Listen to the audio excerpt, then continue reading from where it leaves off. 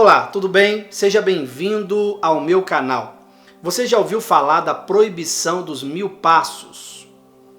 Que segredo está por trás disso? Qual é o segredo? Por que os judeus são proibidos de dar mais de 1000 passos?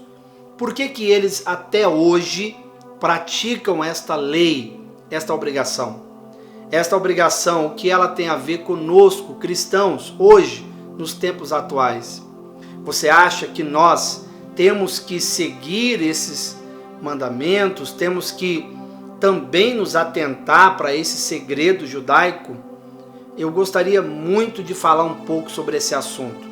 Eu quero trazer para você, na ótica da graça, o que significa os 1000 passos que os judeus são proibidos de dar.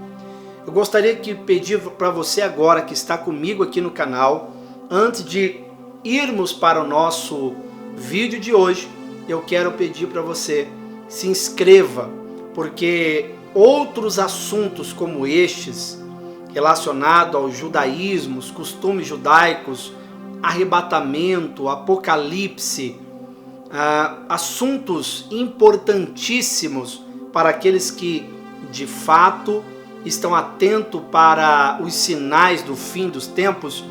Esses vídeos estarão em breve aqui no meu canal. Para que você não perca nenhum desses vídeos, eu gostaria que você simplesmente se inscrevesse no canal, ativasse as notificações, que é o sininho, para que você não perca nenhum dos próximos vídeos, que certamente você vai gostar muito. Então, para você não perder, não custa nada você se inscrever no canal. E não esqueça também de deixar um comentário o que você achou deste vídeo. Obviamente, você vai comentar no final, porque a partir de agora nós vamos para mais um vídeo do Desmistificando o Sistema da Religião.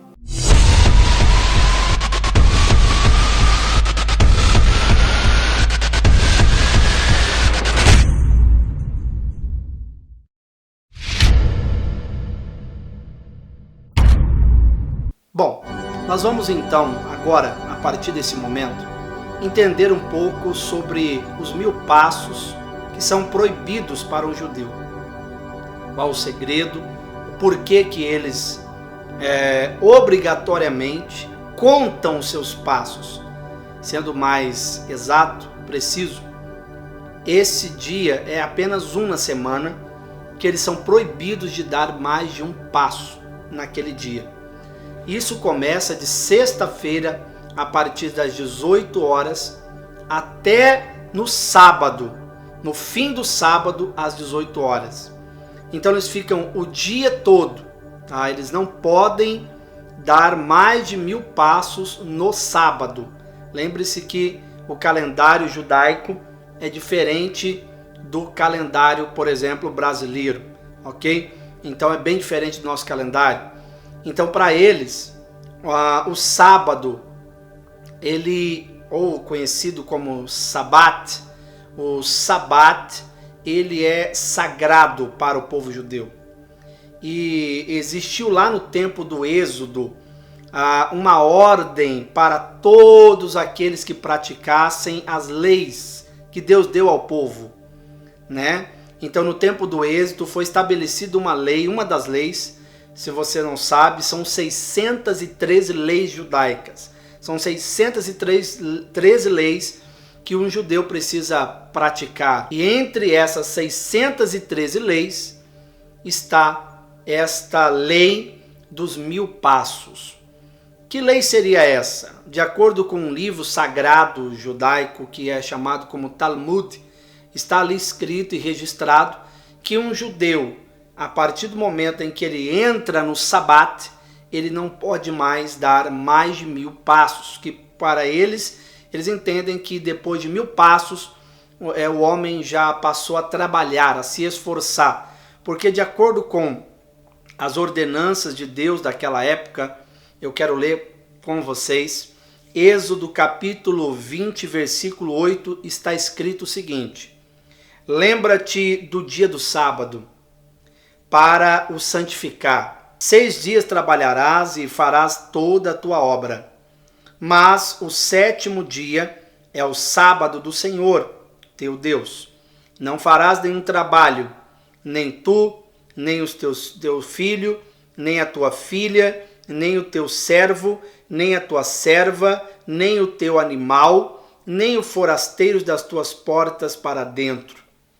Porque em 6 dias fez o Senhor os céus e a terra, o mar e tudo que neles há, e ao 7º dia descansou. Por isso, o Senhor abençoou o dia de sábado e o santificou. Então, com base neste texto, o judeu, então eles criaram essas leis e foi estabelecida a lei dos 1000 passos. Naquela época, dava para contar, saber a distância com mais precisão, que era ali do Monte das Oliveiras, era a distância até o Templo de Jerusalém. Então, entre o monte e o templo, era exatamente, aproximadamente 1000 passos, ou seja, eles podiam até o templo e voltar, ir e voltar, poderiam ir lá, passar pelos seus rituais, suas orações, oferecer os seus sacrifícios, suas ofertas, louvor, adoração, mas não podiam dar mais do que 1000 passos. Jesus, como ele era judeu, ele praticou e cumpriu toda a lei no nosso lugar, para que o homem seja completamente justificado diante de Deus, ele precisa cumprir toda a lei. E sabemos que o homem hoje não tem condição alguma de manter uma vida pautada nas leis.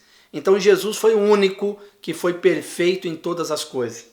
Jesus então também cumpriu com a lei dos 1000 passos. Por isso que ele ficava em Betânia, e em Betânia, que era um lugar simples, humilde, mais próximo ali do Monte das Oliveiras, do Templo de Jerusalém. Então Jesus sempre quando ia aproximando-se do sábado, ele queria ir lá para o templo a orar ou falar da palavra de Deus. Jesus então chegava antes em Betânia e ficava ali em Betânia. Ele ficava muito em Betânia por conta disso. Ele tinha que ficar ali porque a distância era 1000 passos, não podia passar disso, porque senão ele iria estar quebrando um mandamento ou uma lei. Ok? O povo judeu, de fato, são um povo, é uma nação abençoada, é um povo abençoado, mas não é por causa disso. Eles acreditam que é por causa dos mandamentos, por causa das leis que eles praticam. Mas eles acreditam dessa forma porque eles não acreditam, como nós cristãos, que Jesus é o Messias. Jesus é o Mashiach, é aquele que veio para salvar o homem, para perdoar os pecados do homem e salvá-lo do inferno. Mas para o judeu, Jesus, ele não é o Messias. Por isso, até hoje, eles continuam guardando as leis de Moisés, continuam cumprindo com as 613 leis, continuam guardando o Sabat, santificando o Sabat ao extremo, ao ponto de nem escovar os dentes, de ligar uma luz ou fazer o menor esforço possível, eles evitam fazer, porque eles levam a lei a sério. Eles dizem, não pode ter trabalho, tudo que passou a ser trabalho, nós estamos cometendo pecado, porque de acordo com essa lei, nós não podemos fazer nem eu, nem a minha mulher, nem a minha filha, nem o meu filho, nem o servo, nem o estrangeiro que vem dormir em casa.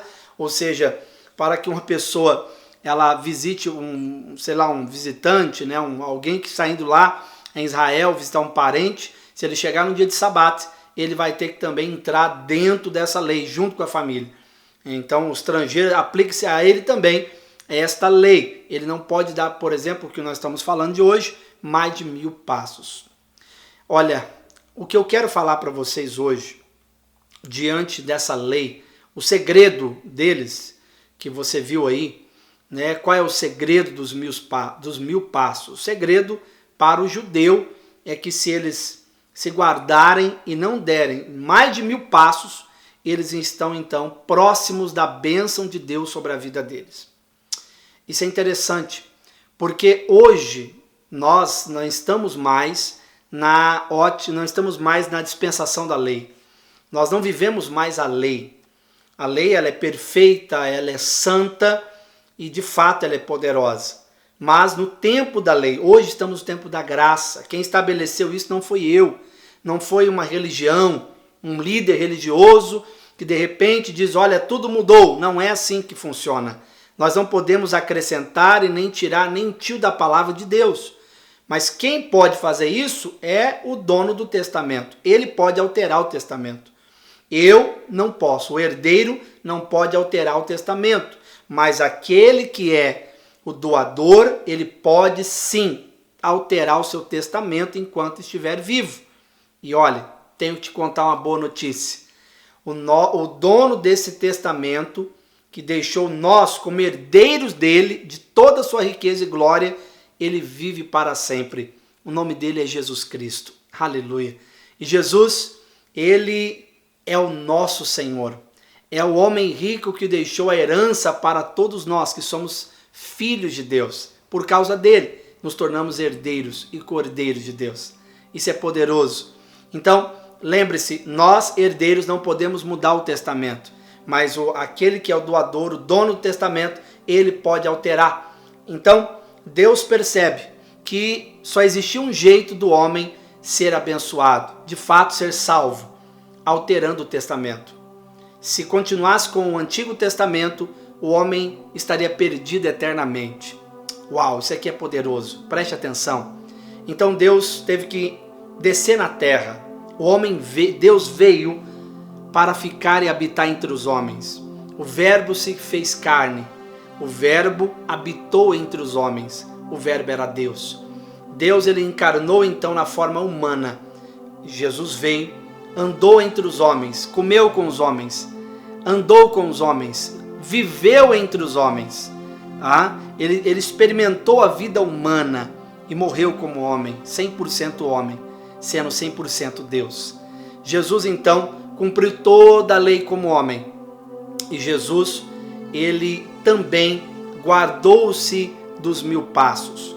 Ele não deu mais de 1000 passos em sabate, para que hoje, eu e você, pudéssemos então dar mais de 1000 passos a partir do dia em que ele mudou o testamento. Acredite, com o advento do Senhor Jesus, tudo mudou. Jesus, ele veio para alterar o testamento. Guarde essa palavra. Jesus veio para alterar o testamento. O homem, até antes da chegada de Jesus, o homem tinha o Antigo Testamento em mãos, as leis. E o homem, então, para ele desfrutar daquele testamento, se tornar herdeiro e receber tudo que estava no testamento, ele tinha que seguir aquelas regras e leis. Então era impossível.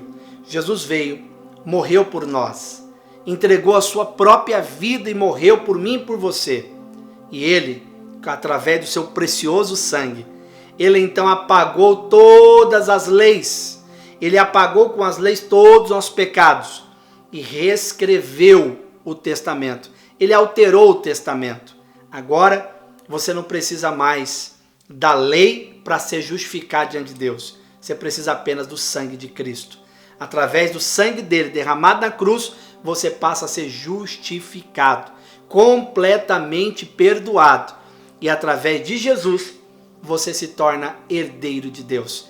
Você está agora, você faz parte do Novo Testamento de Deus. Esse testamento está ali, dizendo que eu e você somos herdeiros de toda a riqueza de Deus. Somos herdeiros de Deus como filhos. Estamos inseridos nesse testamento. Só que não é o Velho, é o Novo Testamento, que foi alterado por Jesus quando ele morreu por nós. O testamento foi alterado, então significa que não há mais sentença de morte para mim e para você. Não há mais condenação, não há mais culpa, não tenho por que andar com medo de Deus, não tenho por que esperar um castigo de Deus por causa dos nossos pecados, não tenho por que esperar algo, uma maldição, porque eu descumpri uma lei, porque eu vacilei, porque eu pequei. Não, hoje eu não preciso mais contar os meus passos. Eu vim aqui no vídeo de hoje desmistificar esse sistema da lei, da religião. Isso se aplica ao judaísmo, que não crê em Jesus Cristo. Então, para mim, para você, nós estamos livres desse sistema religioso. Estamos agora inseridos no Novo Testamento, onde somos reconhecidos como filhos, estamos perdoados, somos aceitos, somos herdeiros de Deus. Por isso que Jesus falou que aquela ali seria a nova e eterna aliança. Uau, isso é poderoso demais. Olha, eu quero falar para você aqui como homem de Deus, com a autoridade de um general do reino para você.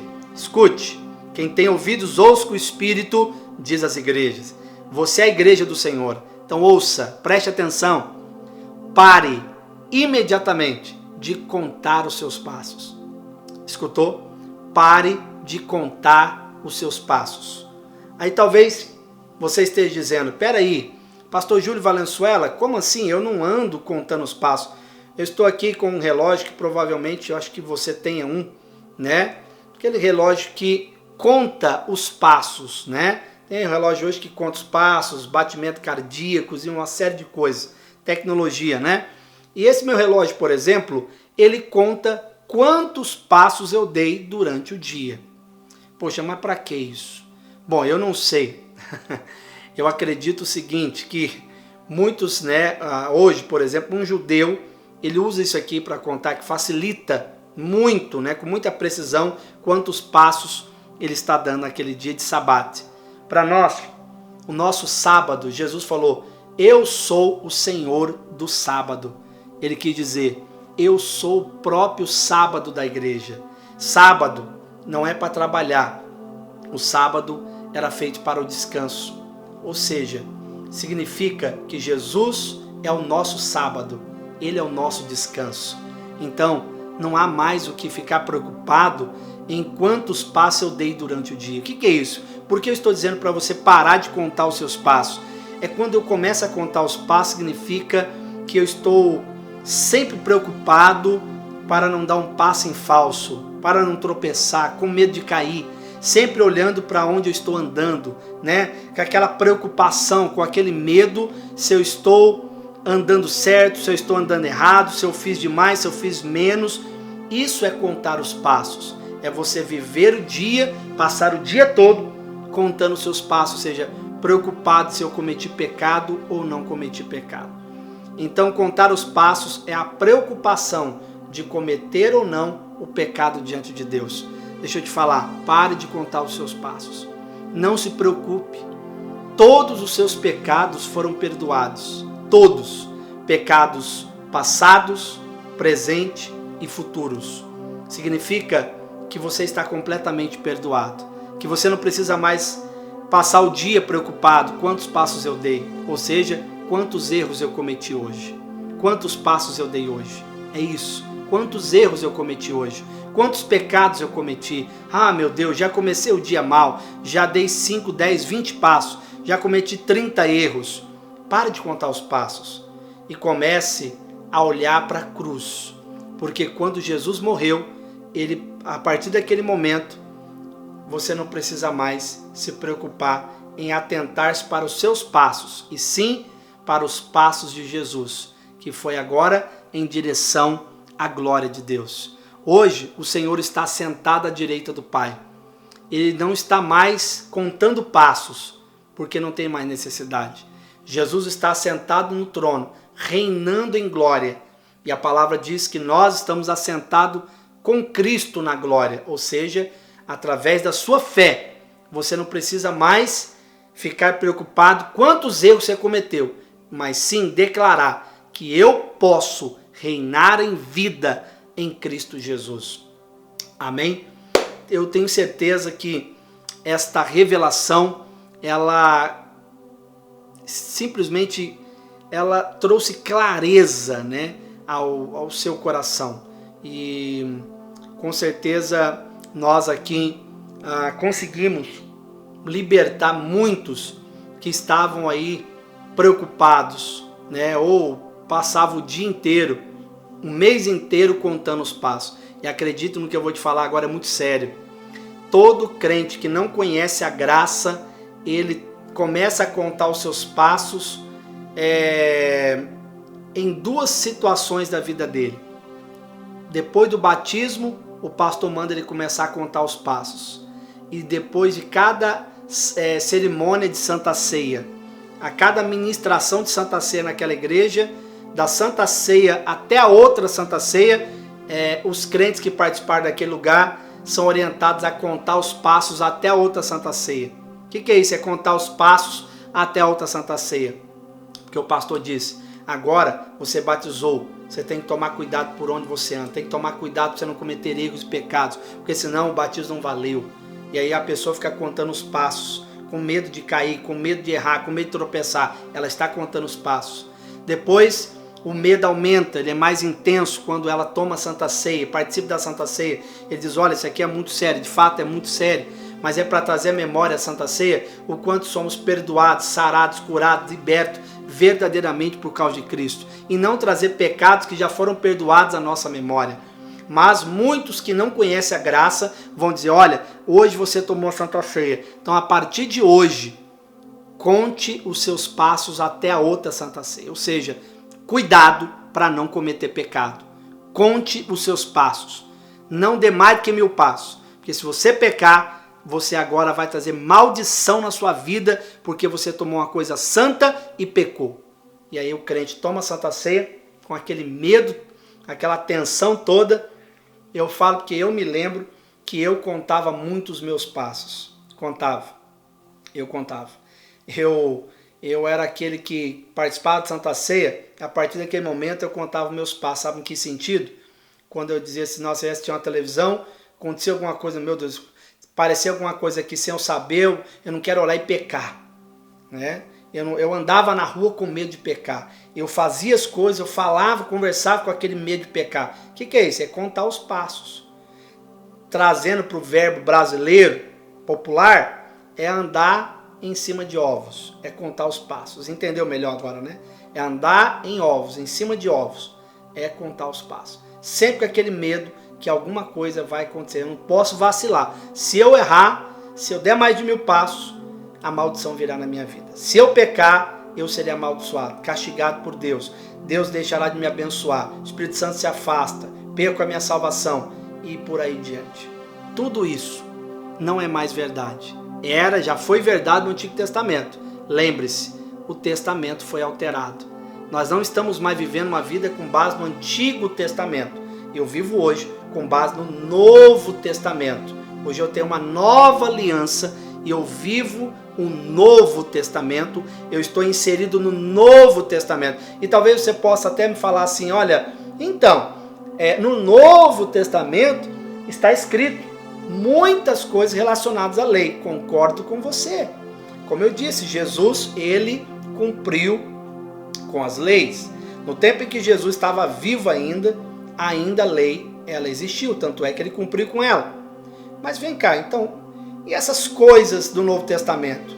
Como que você pode me explicar sobre a graça? Simples. O tempo da graça, ele começou depois da cruz. Da cruz para trás, ainda existia a lei. Da cruz para frente, agora é a graça. É o tempo do Novo Testamento. É onde, lembre-se que na cruz, a tinta da caneta foi o sangue de Jesus.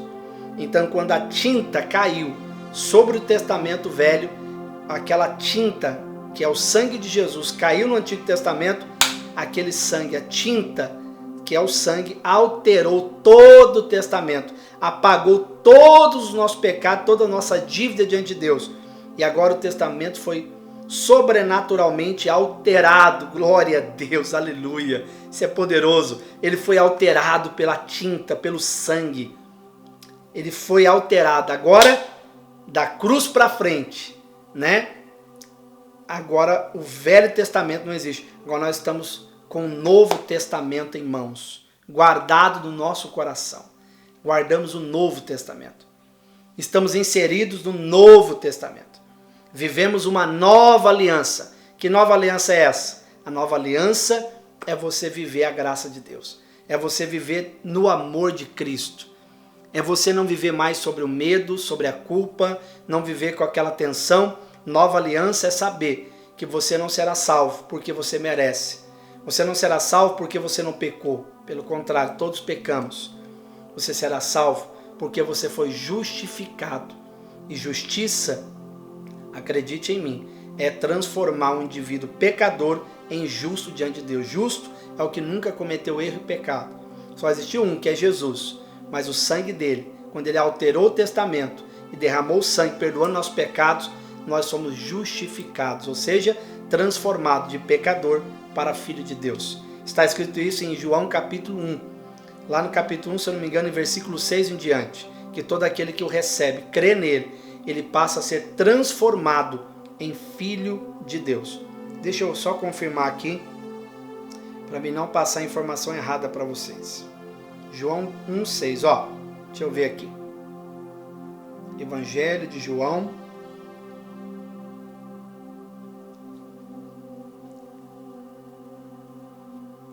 Olha só, preste muita atenção no que está escrito aqui na palavra de Deus. Aqui, ó, é versículo 12, ainda bem que eu confirmei, perdão, é versículo 12. É o capítulo, é o 1 de João 1, versículo 12. Mas a todos quantos o receberam, deu-lhes o poder de serem feitos filhos de Deus. Aleluia! A saber, aos que creem no seu nome, os quais não nasceram do sangue, nem da vontade da carne, nem da vontade do homem, mas de Deus. Aleluia! E o Verbo se fez carne e habitou entre nós, cheio de graça e de verdade, e vimos a sua glória, glória como o unigênito do Pai. Uau! Isso é simplesmente poderoso. Nós fomos feitos filhos de Deus, feitos, transformados. Entende? Um ladrão, ele pode ser perdoado, mas continua sendo ladrão. Mas um ladrão justificado, ele deixa de ser, de uma forma sobrenatural, ladrão e passa a ser justo, como se ele nunca tivesse cometido nenhum crime na vida dele. Isso chama-se justificação. Nós somos justificados pelo sangue. Quando nós o recebemos como nosso Senhor e Salvador, nos entregamos a Ele, como popularmente você conhece, aceitamos Jesus como Salvador, então acredite, naquele dia fomos feitos, transformados, não só perdoados, mas agora transformados em filhos de Deus, justo. Ou seja, é como se nós, diante de Deus, nunca tivéssemos cometido nenhum crime, nenhum pecado. Estamos assim até hoje, estaremos assim enquanto estivermos vivos nessa terra. Mas o que garante? O sangue de Cristo, que cobre completamente a nossa vida. Diante dessa revelação poderosa, eu gostaria de pedir para você deixar aqui abaixo o seu comentário. Faça um comentário do que você achou desse estudo. Se você chegou até aqui é porque de fato você gostou. Então não deixe de dar o seu like, que o algoritmo vai alavancar aí a visibilidade desse vídeo. Quanto mais você dar like, deixar um comentário, compartilhar, o algoritmo do YouTube vai entregar para mais pessoas esse conteúdo, porque ele vai entender que é relevante. Então me ajude a levar essa palavra da graça para que mais irmãos em Cristo possam parar definitivamente de contar os passos, porque os pecados já foram perdoados. Amém? Não precisa mais contar passos. Pode caminhar 1.000, 2.000, 200 milhões de passos, sem medo. Se você cair 1.000 vezes, o Senhor vai te levantar. Que Deus te abençoe e até a próxima, no nome de Jesus.